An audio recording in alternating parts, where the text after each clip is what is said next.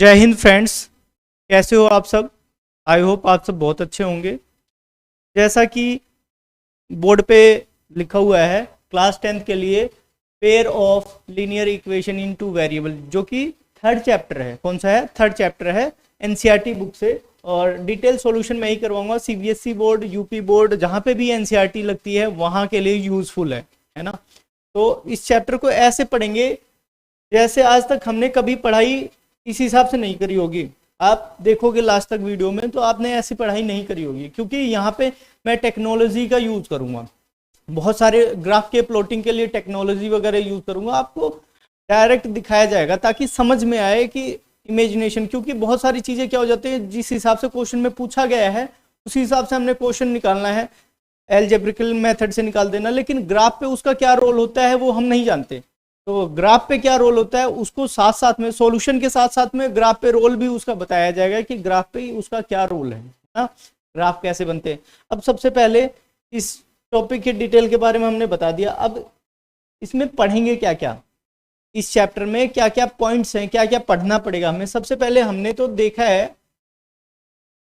8th class में, क्या देखा हुआ है 8th क्लास में, linear equation into variable. Linear equation into variable, sorry 8th में भी, 8th में तो नहीं देखा। Linear equation in one variable देखा, लेकिन 9th में linear equation in two variable जरूर देखा। 4th चैप्टर है, अभी मैं बता रहा हूँ 4th चैप्टर है, जाके देख सकते हैं आप, ठीक है ना।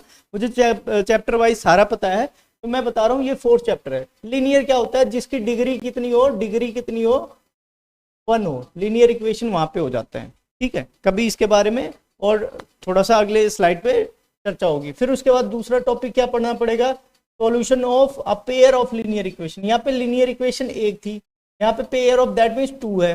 मतलब ये चैप्टर, ये पहला हमारा जो थर्ड वाला चैप्टर है यही है। और इसके बाद हमें क्या पढ़ना है? हमें ग्राफिकल रिप्रेजेंटेशन पढ़ना है। लीनियर इक्वेशन के दो सॉल्यूशन कैसे निकाल सकते हैं, दो तरीके से। एक तो ग्राफिकल निकाल सकते हैं, ग्राफ बना के सॉल्यूशन निकाल सकते हैं, या दूसरा तरीका क्या है? Algebraical method. और एल्जेब्रिकल मेथड में क्रॉस सब्स्टिट्यूशन मेथड है, एलिमिनेशन मेथड है और क्रॉस मल्टीप्लिकेशन मेथड है। इसका क्या नाम है? इसका एक और नाम भी दे सकते हैं हम, जैसा कि आप जानते हो, इसका नाम है सब्स्टिट्यूशन, प्रतिस्थापन विधि। प्रतिस्थापन विधि तो हिंदी में कहते हैं। और इसको क्या कहेंगे? Elimination method. इसको एलिमिनेट करना है, गायब करने के लिए, तो गायब करने वाली विधि हो जाएगी, है ना, गमन मेथड। या इसका और भी कुछ हिंदी में नाम मुझे ध्यान नहीं आ रहा, आप बताएंगे। क्रॉस मल्टीप्लिकेशन, क्रॉस मल्टीप्लिकेशन का नाम है रज रज गुणनखंड विधि। गुणनखंड विधि, रज गुणनखंड विधि, ठीक है। ये तो है, लेकिन एलिमिनेशन का ध्यान नहीं आ रहा है मुझे हिंदी में, लेकिन कोई बात नहीं, मुझे तो इंग्लिश में ये करवाना है। हिंदी में बोलोगे तो हिंदी में भी मैं इसके नाम बता दूंगा आपको, ठीक है। बाकी इसका एलिमिनेशन नाम रखोगे तो इंग्लिश हिंदी में सारे में आपको समझ में आएगा। हिंदी में मुझे ध्यान नहीं आ रहा, अभी आएगा तो अभी पढ़ाते टाइम में आएगा तो मैं बता दूंगा उसका क्या नाम है, ठीक है। तो अब सबसे पहले पहला टॉपिक जो मैंने बताया था, हमने 9th क्लास में पढ़ा हुआ है, linear equation in two variable. Variable क्या होते हैं? वेरिएबल और कांस्टेंट। वेरिएबल और कांस्टेंट क्या होते हैं? कांस्टेंट, कांस्टेंट, कॉन्सोनेंट नहीं, कांस्टेंट। कॉन्सोनेंट क्या हो जाता है? इंग्लिश में हो जाता है वोवेल और कॉन्सोनेंट।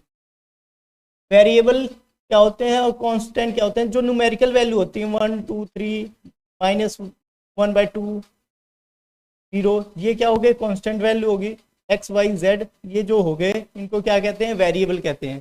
तो 2 वेरिएबल होना चाहिए, एटलीस्ट 2 वेरिएबल। दैट मीन्स क्या होगा? एक्स वाई की फॉर्म में होगा, या T M N T L के फॉर्म में होगा, टी एल एम एन, किसी भी फॉर्म में दे सकता है, वाई जेड दे सकता है। तो जिस फॉर्म में आपको समझ में आए उस फॉर्म में देखना, ठीक है। जिस फॉर्म में समझ में आए उस फॉर्म में देखेंगे। लीनियर इक्वेशन का मतलब, लीनियर का मतलब क्या होता है? जिसकी डिग्री, जिस इक्वेशन की डिग्री कितनी होनी चाहिए? ओनली 1 होनी चाहिए। डिग्री कितनी होनी चाहिए? 1। डिग्री मतलब पावर, इसकी क्या होनी चाहिए? पावर। अब स्टैंडर्ड फॉर्म इसकी बता देता हूँ। स्टैंडर्ड फॉर्म कैसे होगी? 2 वेरिएबल वाले, x, a x plus b y plus c equals to 0। अब एक चीज और बता देता हूं कि लीनियर इक्वेशन और लीनियर पॉलिनोमियल में दो डिफरेंस होते हैं बच्चे। क्या डिफरेंस होते हैं? दो नहीं, बेसिकली एक ही डिफरेंस होते हैं। अगर इक्वालिटी हटा दूं, मैं इक्वालिटी हटा दूं, तो ये वाली चीज जो बनी हुई है, ये जो चीज बनी हुई है, इसको क्या कहेंगे? लीनियर पॉलिनोमियल, रैखिक बहुपद कहेंगे, लीनियर पॉलिनोमियल कहेंगे। अगर मैं इक्वल का साइन लगा देता हूं, इक्वालिटी का साइन लगा देता हूं, तो दैट मीन्स इक्वालिटी होते ही ये क्या बन जाएगा? इक्वेशन बन जाएगा, लीनियर इक्वेशन। क्या बन जाएगा? Equation, linear equation. बात समझ में आ गई? कुछ फर्क नहीं है, बस इक्वालिटी का साइन लगते ही लीनियर इक्वेशन हो जाएगी और इक्वालिटी का साइन हटाते ही लीनियर पॉलिनोमियल हो जाएगी। ठीक है ना? कोई दिक्कत नहीं होगी आपको। आगे बढ़े भाई यहाँ तक। तो इसकी पावर यहाँ पे बता देता हूँ, डिग्री 1 जो मैंने बताया, डिग्री 1 वाला जो खेल है, यहाँ पे इसकी पावर कितनी है? 1, इसकी पावर कितनी है? 1, इसकी पावर कितनी है? 1, इसकी पावर 1 है। और ये क्या है? ए और बी, यहाँ पे क्या है? ए बी सी, ए और B C, A B C क्या है? वैल्यू है, कांस्टेंट है। क्या है? कांस्टेंट। अभी कांस्टेंट मैंने बताया न्यूमेरिकल वैल्यू है। क्या है? न्यूमेरिकल वैल्यू है। कांस्टेंट अभी मैंने जस्ट बताया ये क्या है। ठीक है, ये समझाने का था। हमने 9th का अभी तक रिवाइज कर लिया। 4th चैप्टर में जिसको अभी भी दिक्कत है, 4th चैप्टर जाके देख ले और वहां पे समझ जाएंगे। 9th क्लास में 4th चैप्टर। ठीक है, अब आ जाते हैं भाई। अब बच्चों इसमें देखो कि ग्राफिकल मेथड ऑफ सॉल्यूशन कैसे होंगे। Graphical method of solution, graph. अब सबसे पहले एक चीज देखो, पेयर ऑफ जब भी है, पेयर ऑफ यहाँ पे दे रखा है। लीनियर इक्वेशन तो अभी मैंने समझा दिया, लीनियर इक्वेशन क्या होंगे, समझ में आ गया। लेकिन जब पेयर की बात होगी तो एटलीस्ट किसकी बात होगी? पेयर मतलब जोड़े, युग्म। तो कितने होने चाहिए? 2 होने चाहिए। अब इसमें क्या होगा? इक्वेशन इनके स्टैंडर्ड फॉर्म बता देता हूँ। ax1 by1 और c1 इक्वल्स टू, एक मिनट थोड़ा सा इरेज कर दे, यहाँ पे सही है। a1x b1x y, x नहीं y, c1y a plus c1 a2x b2y c2 equals to 0। क्योंकि भाई पेयर है, जब पेयर की बात होगी तो 2 इक्वेशन होंगी, इसलिए 1 और 2, 1 और 2, 1 और 2 लगा हुआ है। बेसिकली यहाँ पे भी क्या है? A B C, a1 b1 c1, a2 b2 c2, ये क्या है? कांस्टेंट है। a1 b1 c1 और a2 b2 c2 ये कांस्टेंट है। बात समझ में आ रही है यहाँ तक? अब यहाँ पे जब मैं एक और बात बता देता हूँ, जब भी इक्वेशन बनी है आपने 8th क्लास में, 9th क्लास में, बेसिकली 9th क्लास की बात यहाँ पे देखो, एक इक्वेशन होती थी। अगर एक इक्वेशन से हम क्या बनाते थे? ग्राफ पे एक लाइन बनती थी। क्या बनती थी? ग्राफ पेपर पे एक लाइन बनाते थे। ठीक है ना? ग्राफ पेपर पे कितनी लाइन बनाते थे? ग्राफ पेपर पे एक लाइन बनती थी, है ना? टेबल बनाते थे, ग्राफ बनाते थे 9th क्लास में, है ना? 4th चैप्टर में आपने देखा। अब अगर 2 इक्वेशंस हैं तो कितनी लाइन बनेगी? 2 इक्वेशंस हैं तो भाई 2 लाइन बनेगी। अगर कहीं पे बात होगी equation, that means 2 line. Equation अगर 2 इक्वेशन है 2 लाइन, एक इक्वेशन 1 लाइन, 3 इक्वेशन है तो 3 लाइन, 4 इक्वेशन है तो 4 लाइन। बात समझ में आ रही है यहाँ तक? जब यहाँ तक बात समझ में आ रही है तो अब आप देखो ना, 2 इक्वेशन है तो 2 लाइन, तो पेयर है, या तो 2 इक्वेशन बनेंगी ही बनेंगी, 100% बनेगी। तो कितने टाइप की लाइनें बनेंगी भाई? 2 लाइनों से कितने टाइप की चीजें बन सकती हैं? दो लाइनों से कितने टाइप की चीजें बन सकती हैं?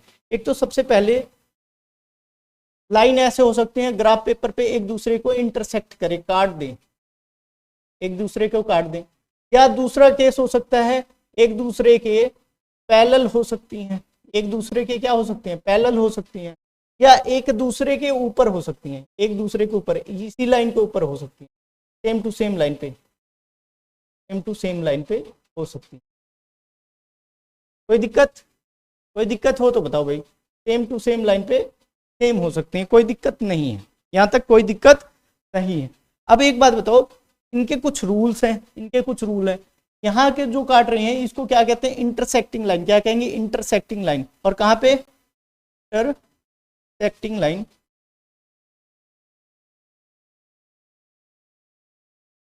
और इस पॉइंट को क्या कहेंगे, इंटरसेक्टिंग पॉइंट। क्या कहेंगे, इंटरसेक्टिंग पॉइंट या पॉइंट ऑफ इंटरसेक्शन कहेंगे, इंटरसेक्टिंग पॉइंट कहेंगे। ठीक है, इंटरसेक्टिंग पॉइंट कहेंगे। तो क्या कहेंगे, पैरेलल लाइंस कहेंगे।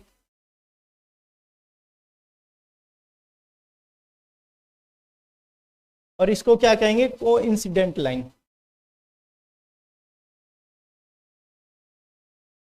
तो क्या कहेंगे, कोइंसिडेंट लाइन।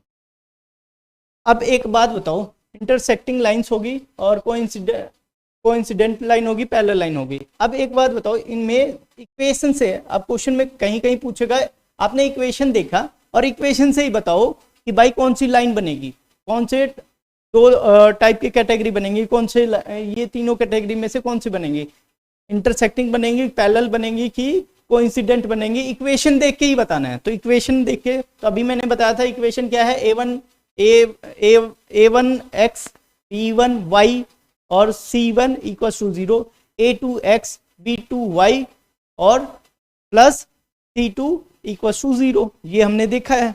अब देखो यहाँ पे क्या क्या बनती है। अगर a1 अपॉन में a2, b1 अपॉन में b2 आपस में इक्वल नहीं हुआ तो कौन सी लाइन बना देगी, इंटरसेक्टिंग लाइन। कौन सी लाइन बना देगी, इंटरसेक्टिंग लाइन। इस बात को ध्यान रखना है एनसीईआरटी में। बाकी इसको कैसे होता है ये मैं समझा दूंगा, अभी जियोजेब्रा से समझाऊंगा तो आपको बहुत अच्छे से समझ में आएगा। जियोजेब्रा के जरूर, ये सबसे बड़ी चीज है जियोजेब्रा पे, मतलब मैं टेक्नोलॉजी जब यूज करूंगा ना तो आपको दिमाग में बहुत अच्छे तरीके से कंसेप्ट समझ में आ जाएगा। ठीक है, पैरेलल लाइंस में क्या होगा, जब भी a1 अपॉन में a2, b1 अपॉन में b2, c1 अपॉन में c2, ये जो है a1 अपॉन में a2, b1 अपॉन में b2, बट c1 अपॉन में c2 इक्वल ना हो तो कौन सी लाइन रिप्रेजेंट करेंगी, पैरेलल लाइन। इंटरसेक्टिंग लाइन के लिए तो a1 अपॉन में a2 does not equal to b1 upon में b2। यहाँ पे क्या है, ये दोनों इक्वल होंगे, तीसरा इक्वल नहीं होगा। अब इसमें है कोइंसिडेंट में तीनों इक्वल होंगे। क्या होंगे, तीनों इक्वल होंगे।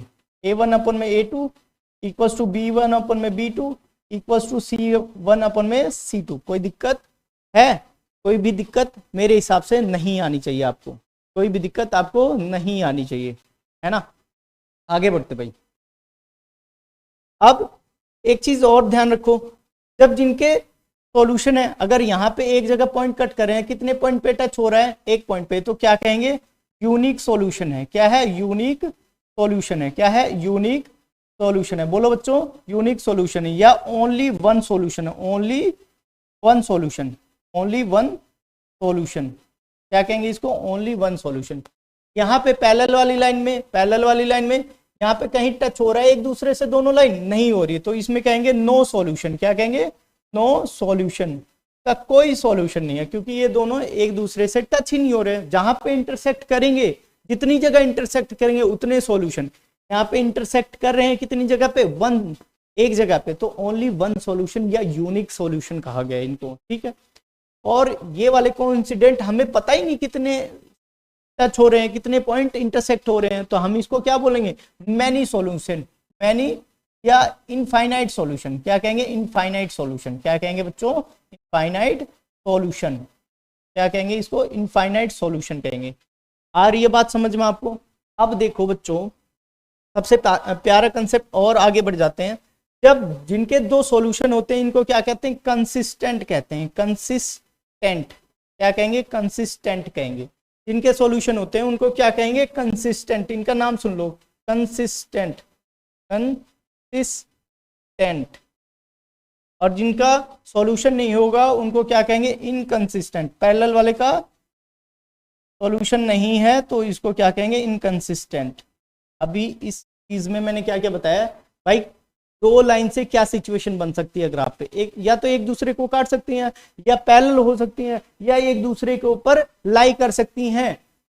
तीसरे के अलावा चौथा कोई सॉल्यूशन, कोई तरीका बनता हो, चौथा और कोई केस बनता हो तो आप मुझे बताइए, आप मुझे बताइए। इसके अलावा बनते ही नहीं है, दो लाइन से या तो एक दूसरे को काट सकते हैं, या एक दूसरे के पैरेलल हो सकते हैं, या एक दूसरे के ऊपर लाई कर सकती हैं। इसके अलावा कोई सिचुएशन नहीं बनेगी। ठीक है, अब जब इक्वेशन के हिसाब से हमें चेक करना है कैसे होगा, a1 अपॉन में a2 does not equal to b1 upon में b2, तो कौन सा होगा, यूनिक सॉल्यूशन होगा, इंटरसेक्टिंग लाइन को रिप्रेजेंट करेगा और कंसिस्टेंट सॉल्यूशन भी होगा। बात समझ में आई। पैरेलल वाले में इसके साथ में a1 अपॉन में a2 equal to b1 upon में b2 does not equal to c1 upon में c2, कौन सी लाइन रिप्रेजेंट करेगी, इंटरसेक्टिंग लाइन रिप्रेजेंट करेगी और नो सॉल्यूशन होगा। इसको इनकंसिस्टेंट कहेंगे क्योंकि इसका कोई सॉल्यूशन नहीं आ रहा है, इसलिए इनकंसिस्टेंट कहेंगे। तीसरे वाले को क्या कहेंगे, a1 अपॉन में a2 equal to b1 upon में b2 equal to c1 upon में c2, सारे इक्वल हो गए और इस लाइन को क्या कहेंगे, कंसिस्टेंट लाइन कहेंगे। क्या कहेंगे, कंसिस्टेंट लाइन कहेंगे। और मैनी सॉल्यूशन होंगे क्योंकि कितनी जगह पे टच हो रहे हैं, कितनी जगह इंटरसेक्ट करें हमें खुद ही नहीं पता, तो इसलिए इसको इंटरसेक्टिंग लाइन कहेंगे और कंसिस्टेंट सॉल्यूशन होगा। इसका क्या होगा, कंसिस्टेंट सॉल्यूशन होगा। बात समझ में आ रही है? आगे बढ़ते हैं भाई।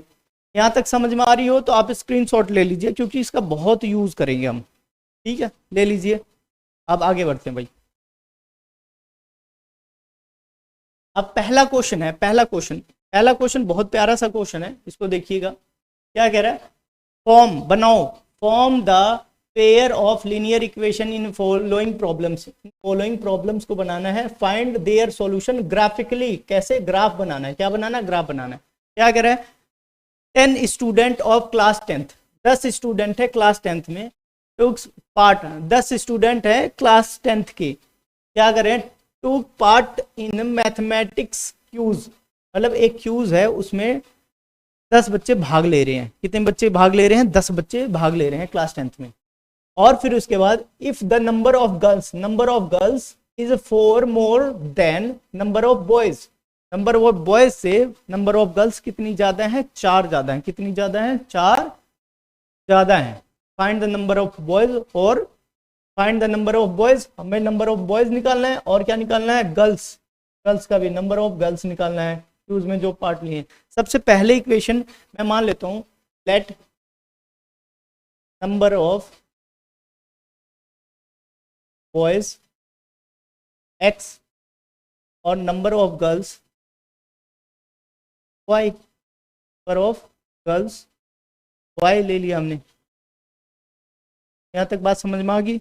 जो क्विज में पार्टिसिपेट कर रहे हैं कितने हैं, नंबर ऑफ बॉयज कितने हैं, x हैं और गर्ल्स y हैं। दोनों मिल रहे हैं तो कितने बना रहे हैं, दोनों अकॉर्डिंग टू क्वेश्चन दोनों मिलके कितने बच्चे बन रहे हैं, 10 बच्चे। भाई number of boys number of girls और बॉयज मिलके ही तो बनाएंगे भाई 10। यहाँ पे क्या कह रहे हैं, कितने स्टूडेंट है टोटल, 10 स्टूडेंट है। कितने स्टूडेंट है, 10, तो बॉयज और गर्ल्स मिलके ही 10 बनाएंगे। पहली इक्वेशन आ गई, यहाँ से क्या आ गई, पहली इक्वेशन। दूसरी वाली इक्वेशन क्या है, दूसरी वाली इक्वेशन, अब दूसरी वाली इक्वेशन से देखते हैं क्या कह रहा है कि गर्ल्स जो है ना ज्यादा है, गर्ल्स ये है, गर्ल्स ज्यादा है। कितनी ज्यादा है, 4 ज्यादा है। तो अगर मैं बोलूं y में से x को माइनस किया जाए तो 4 ज्यादा आ जाएंगे, या ऐसे ही क्वेश्चन को इस तरीके से ना किया जाए तो मैं थोड़ा सा और आसान तरीके से बताने की कोशिश करूंगा। यहाँ पे थोड़ा इरेज कर दूं। अब यहाँ पे क्वेश्चन देखो, नंबर ऑफ गर्ल्स इज है equal more than number of boys. Number of girls कितनी है, y, कितनी ज्यादा है, 4 ज्यादा है। किससे, नंबर ऑफ बॉयज से। ये बन गया इक्वेशन, ये इक्वेशन बन गई। अब y को उस साइड में शिफ्ट कर दो, y को इस साइड में शिफ्ट कर दो, 4 को इस साइड में, y को 4 को इस साइड में और y को इस साइड में, तो 4x माइनस वाई, ये हो गया x माइनस 4। ये होगी सेकेंड इक्वेशन। क्या होगी, सेकेंड इक्वेशन।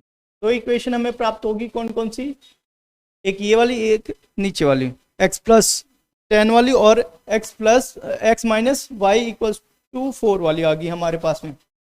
अब इसको जियोजेब्रा पे प्लॉटिंग कर सकते हैं।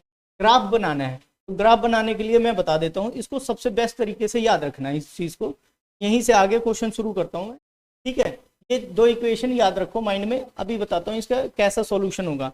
यहाँ से देख सकते हैं a1 अपॉन में a2, a1 अपॉन में a2 क्या है, वैसे मैं थोड़ा एक्स्ट्रा बता रहा हूँ, 1 अपॉन में 1 है।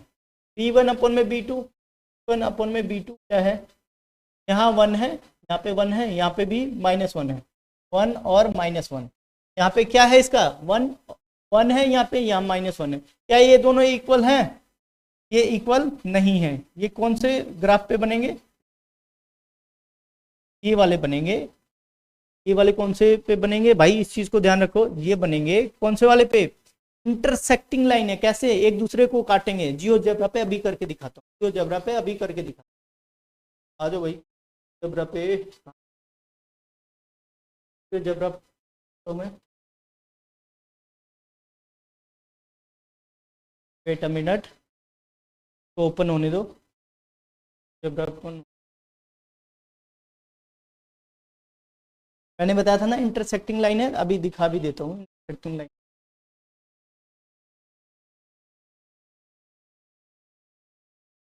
यहाँ पे लिखते हैं भाई, x था पहला, x प्लस वाई प्लस 10 था ना, यहाँ पे लिखा हुआ आ रहा है, देखो लिखा हुआ आ रहा है। और अगला क्या है? दूसरी वाली इक्वेशन का जो इक्वेशन यहाँ पे पहला इक्वेशन नंबर 1 दे दिया है, x plus y equal to 10। यहाँ पे देखो x minus y equal to 4। हर 10th क्लास के बच्चे के फोन में या जहाँ पे भी यूज करते हैं ये ऐप होना चाहिए, ये ऐप होना चाहिए। अब देखो भाई, यहाँ पे मैंने दोनों इक्वेशन फीड कर दी। अब दोनों इक्वेशन के बाद में यहाँ पे देखो कि कहाँ पे कट कर रहे हैं, कट कर रहे हैं कि नहीं कट कर रहे हैं, फिर से कट कर रहे हैं कि नहीं कर रहे, ये इंटरसेक्ट कर रहे हैं कि नहीं कर रहे हैं, बिल्कुल बताओ। यहाँ पे देखो ग्राफ तुरंत प्लॉट हो गया। ये दोनों एक दूसरे को यहाँ पे इंटरसेक्ट कर रहे हैं। पहली वाली लाइन ये रही, दूसरी वाली लाइन के ये ग्राफ बने और कहाँ पे इंटरसेक्ट कर रहे हैं। इसका सॉल्यूशन भी पता गया। 7 x की वैल्यू कितनी आएगी? 7। x की वैल्यू कितनी आएगी? x की वैल्यू 7 आ रही है और y की वैल्यू कितनी आई? 3। हमने तो सॉल्यूशन भी यहाँ पे फाइंड आउट कर लिया। यहाँ पे क्या कर लिया? सॉल्यूशन भी फाइंड आउट कर लिया। इस बात को ध्यान दो, इस वाले पॉइंट पे इंटरसेक्ट करें। ये कौन सी लाइन रिप्रेजेंट हो रही है? Intersecting line. मैंने अभी बताया था ना इंटरसेक्टिंग लाइन। और ये कौन सा पॉइंट है? इंटरसेक्टिंग पॉइंट है। इसका कौन सा पॉइंट है? इंटरसेक्टिंग पॉइंट है। मैंने अभी जस्ट आपको समझाया, बहुत अच्छे तरीके से समझाया था स्टार्टिंग में। ये क्या है? कौन सी लाइन रिप्रेजेंट करिए? Intersecting line. और इंटरसेक्टिंग लाइन में, इंटरसेक्टिंग लाइंस में क्या होता है? A1 अपॉन में A2 does not equals to B1 upon में does not equals to B1 upon में B2। मैंने यही चीज आपको अभी जस्ट पहले समझाई थी। मैंने कहा मैं हर एक चीज को प्रूव करके दिखा दूंगा, हर एक चीज को प्रूव करके दिखाऊंगा। देखो यहाँ पे दिखा रहा हूँ कि नहीं दिखा रहा हूँ? यहाँ पे इंटरसेक्टिंग लाइन है कि नहीं है? ये जियोजेब्रा का आपके फोन में जरूर होना चाहिए, इंस्टॉल कर लो। क्योंकि अगर आपको मैथ्स फील करके पढ़नी ना, मैथ्स फील करके भाई दिल से पढ़नी है, इसी से कर सकते हो, नहीं तो नहीं कर पाओगे। रीजन क्या है? आप रट्टू तोता बन के आप नंबर ला सकते हो, लेकिन रियल में कहाँ एग्जिस्ट करता है? मैं वहां पे सिर्फ ग्राफिकल रिप्रेजेंटेशन भी मैंने दिखा दिया आपको और इसके सॉल्यूशन भी दिखा दिए। आगे तक की सोचने की कैपेसिटी बढ़ेगी। थोड़े से मैथ्स क्या जियोगे, मैथ्स के साथ में जियोगे, रियल में रटने वाली चीजें नहीं होगी। ग्राफ पेपर पे मैंने देखा है बहुत सारे बच्चे सिर्फ ग्राफ बना के छोड़ देते, लेकिन यहाँ पे अंडरस्टैंडिंग, प्रॉपर अंडरस्टैंडिंग। बात समझ में आ रही है? अब आगे बढ़े भाई। अब आ जाते हैं फिर से अपने क्वेश्चन पे। मैंने बता दिया, ग्राफिकल रिप्रेजेंटेशन दे दिया। अब दूसरे वाले क्वेश्चन पे आ जाते हैं भाई। पहला क्वेश्चन हो गया, दूसरा वाला क्वेश्चन है। अब यही कह रहा है भैया, कह रहा है कि 5 पेंसिल है। कितनी है? 5 पेंसिल है। कितनी है? 5 पेंसिल्स हैं और 7 पेन है और उनकी कॉस्ट है 50 रुपए। कितनी है? 50 रुपए है। और 7 पेंसिल और 5 पेन की कॉस्ट है 46 रुपए। कितनी है? 46 रुपए। कह रहा है कि एक पेंसिल और एक पेन की कीमत बताओ। यही कह रहा है ना? तो सबसे पहले लिखते हैं let price of 1 pencil cost कितना है? x रुपए। और price of 1 pen, price of 1 pen y रुपए। कोई दिक्कत है तो बता दो। अकॉर्डिंग टू क्वेश्चन ले लो भाई। 7 क्या है? ₹5 के हिसाब से, ₹5 के हिसाब, 5 पेंसिल X रुपए के हिसाब से 5X हो जाएगा, 5 पेंसिल लिया ना ये। और फिर उसके बाद 7 पेन, Y रुपए के हिसाब से 7 पेन हो गया 7Y = 50। 5x plus 7y = 50। ये पेंसिल की ये हो गई पहले वाली इक्वेशन। यहाँ से क्या आ गई, पहली इक्वेशन क्या आ गई भाई, पहली इक्वेशन आ गई। आसानी से, हमें कुछ भी नहीं करना पड़ा। अब फिर अगले वाले में क्या कह रहा है, 7 पेंसिल 7x कितना कह रहा है, 7 पेंसिल है, कितनी पेंसिल है, 7 पेंसिल है और 5 पेन है।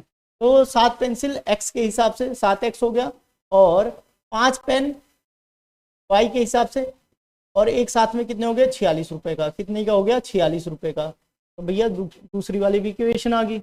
अब यहाँ पे मैं फिर से बता रहा है कि 1 पेंसिल का सॉल्यूशन निकालना है ग्राफ के हिसाब से, क्योंकि पहले ही क्वेश्चन में बोला ग्राफिकल रिप्रेजेंटेशन करना है, ग्राफ बनाना है।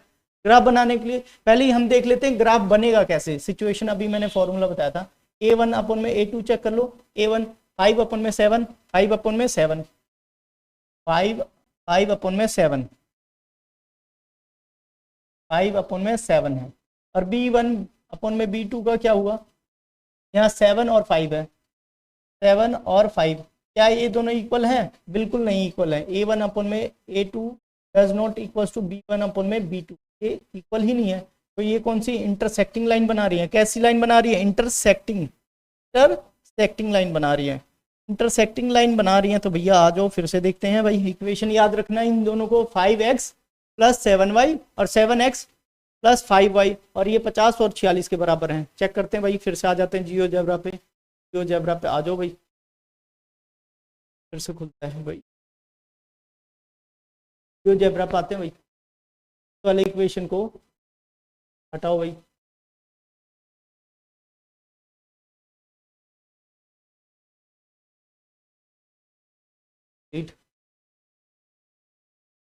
तो आ गया भाई 5x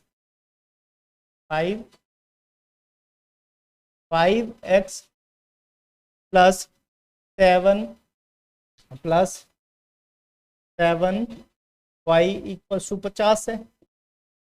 दूसरे वाले में क्या कह रहा है, 7x प्लस 5y =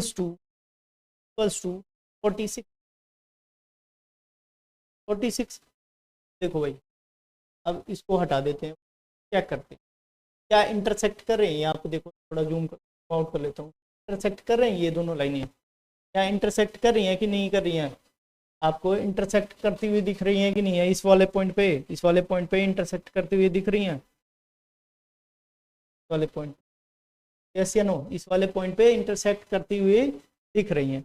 अभी मैं इनको पॉइंट को टच करके बता देता हूँ कौन से पॉइंट पे इंटरसेक्ट कर रही हैं। पॉइंट पे ध्यान रखो, इंटरसेक्ट पॉइंट कौन से वाले कर रही हैं यहाँ पे। अब लिख के देख सकते हो, ये कौन सी है, इंटरसेक्टिंग पॉइंट है, इंटरसेक्टिंग पॉइंट, इंटरसेक्टिंग यहाँ पे कट कर रही हैं। ऐसे पॉइंट है, इंटरसेक्टिंग पॉइंट है। और ये कैसी लाइन है, इंटरसेक्टिंग लाइन है, इंटरसेक्टिंग लाइन है, इंटरसेक्टिंग लाइंस। और ये A1/A2 does not equals to B1/B2 होते हैं। और यहाँ का सॉल्यूशन क्या आ रहा है, सॉल्यूशन ऑफ लाइन क्या आ रहा है, सॉल्यूशन ऑफ लाइन x की वैल्यू कितनी आ रही है 3 और y की वैल्यू कितनी आ रही है 5। यहाँ तक बात क्लियर हो रही होगी आपको, यहाँ तक बात क्लियर हो रही है, बहुत अच्छे से समझ में आ रहा होगा बच्चों, है ना। इंटरसेक्टिंग लाइन मैंने प्रूव करी है, इस चीज़ को ध्यान रखो बच्चे, बहुत अच्छी चीज़ है ये ऐप। मुझे भी बहुत पर्सनली, मैं खुद सजेस्ट करूंगा कि बहुत अच्छा लगा है मुझे समझ में आने में। एक तो ग्राफ प्लॉटिंग, आप ग्राफ प्लॉटिंग करोगे ग्राफ पेपर पे आपको आना चाहिए, लेकिन आप मैथ्स के क्वेश्चन को रटने की जगह आप समझना कोशिश करोगे आप। अभी इसका थोड़ा सा यूज आपको कम लगेगा, 11th-12th में जब चले जाओगे ना, 11th-12th में हाइपरबोला पैराबोला इन सारे के क्वेश्चन जब आएंगे ना, तब यहाँ से आपको इतना बेनिफिट मिलेगा, आप कहोगे सर आपने तो रामबाण दे दिया ये सारी चीजें। लिमिट्स एंड डेरिवेटिव के भी क्वेश्चन इससे होंगे, साइन कोस के भी क्वेश्चन इसी से होंगे, ठीक है ना। लेकिन अभी आपको थोड़ा सा फायदा दिख रहा होगा, इस वजह से इतना यूजफुल नहीं लगा। ये 3D वर्जन में भी आता है, 3D में भी दिखाता है ना। तो आगे बढ़ते हैं भाई।